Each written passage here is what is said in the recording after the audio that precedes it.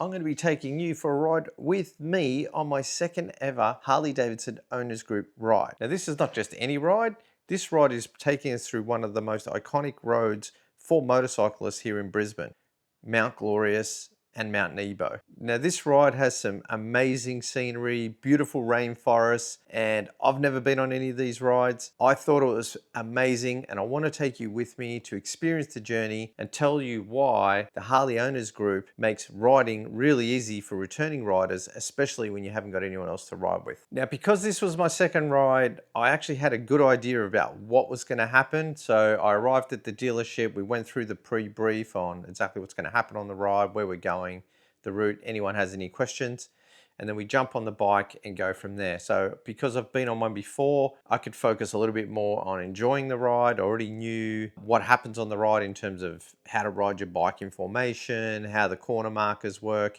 and even on this ride I did do my first ever corner marking, which was pretty straightforward, but we did have some exciting things happening. Along the ride, there was a motorcycle that it looked like had gone off on one of the guardrails through the mountains there. And there was also a car that looked like it spun off the road, and there was police on the side of the road out over near Wivenhoe Dam. So I'll show you a little bit of that as well. Mount Glorious is amazing. That was the first time I've been there. It is really fantastic and probably one of the best roads in Brisbane. If you've ever been there and you know a lot about this, let me know what you think in the comments below about which one is the best road in Brisbane. It definitely has to be up there. Anyway, let's pick up of where we leave at Morgan and Wacker and I'll take you on the journey with me.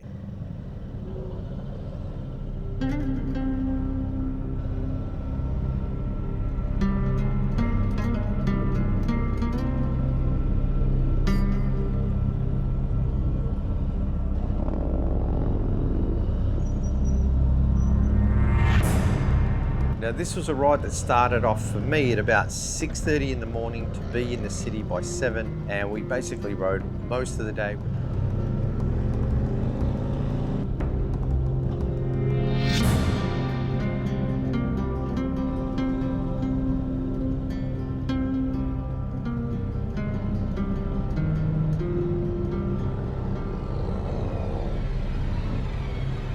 We're filtering through St. Paul's Terrace in the Valley. It's Brisbane's main entertainment hub, and even at this hour on a Sunday, it's far from quiet. You've got the brunch crowd, the overnight shift, but it's the best way to see a mix of the old heritage buildings and the new high-rises before we hit the open road.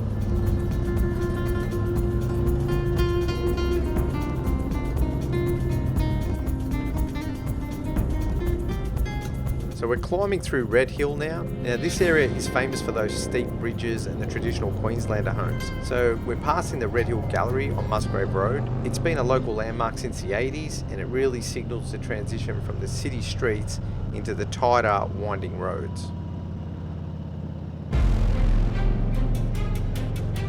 The best part of this climb is how quickly the city just disappears.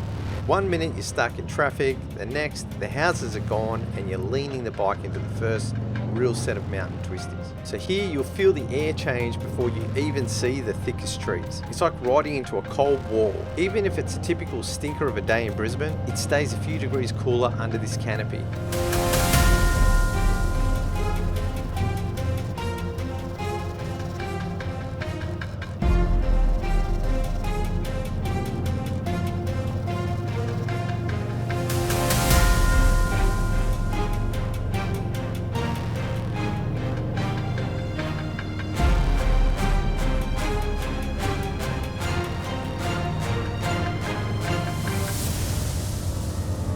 So since it's Sunday, you've got to keep your head on a swivel. You're sharing the road with everyone, cyclists, hikers, plenty of other bikes, and you have to be ready for anything. With many of these blind corners, you're not able to see around them.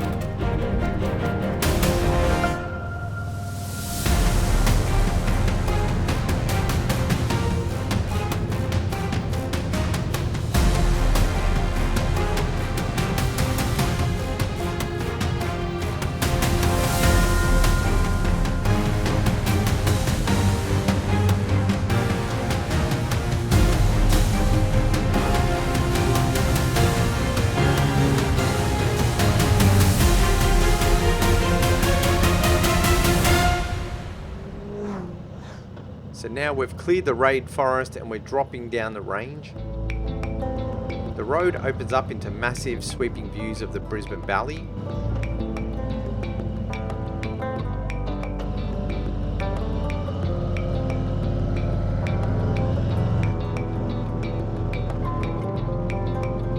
So we're going to go past Wivenhoe Dam. It holds roughly twice the volume of Sydney Harbour. The wind usually picks up here, the sun hits you, and you can finally let your bike stretch its legs.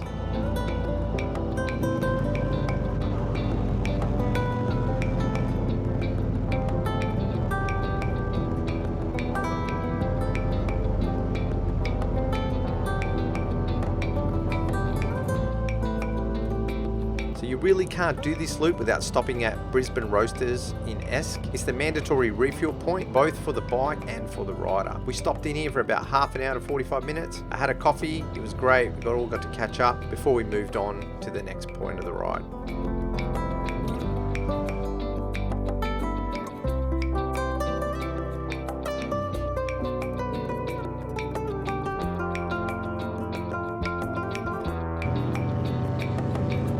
Alright, so we've had the coffee, some people actually topped up their bikes, and it's time to head for the final stretch. So we left Esk and we're cutting across toward the Diagular range to hit the Dag Pub. It's a great piece of road, a bit more open, really relaxing, and after the intensity of the mountains, it's the perfect way to wind down the day. So the ride from here to Diagular is basically a victory lap. It's that point in the trip where you're just cruising, the engine's settled, and you're just enjoying the last bit of the afternoon sun before we wrap up at the pub for lunch. Now I'd love to show you when we arrived at the Dag Pub, but true to form, the batteries on my camera decided they'd seen enough for that Sunday. But we did go in, have a great lunch, had a good chat, and really enjoyed the afternoon together. Alright, so that's another day down with the Harley owners group. I had a great day out today. It was a pretty long day. I think I left home at around 6:30 to get into the city at around 7. I had to put some fuel and stuff in the bike. Really good day out though. Quite a long ride. I didn't get back till maybe around 4 o'clock in the afternoon, so pretty long day. But before I pack up for the night, I've got to give my bike a clean. It did rain a bit, so that means I've got a little bit of work to do. Shouldn't take too long before I pack the bike away for the week and get it out for the next weekend. So I really do enjoy those HOG rides. The people I met there are amazing, very friendly, great lunch together. But anyway, I'm going to wrap this one up. Stay tuned. I'll see you on next week's video.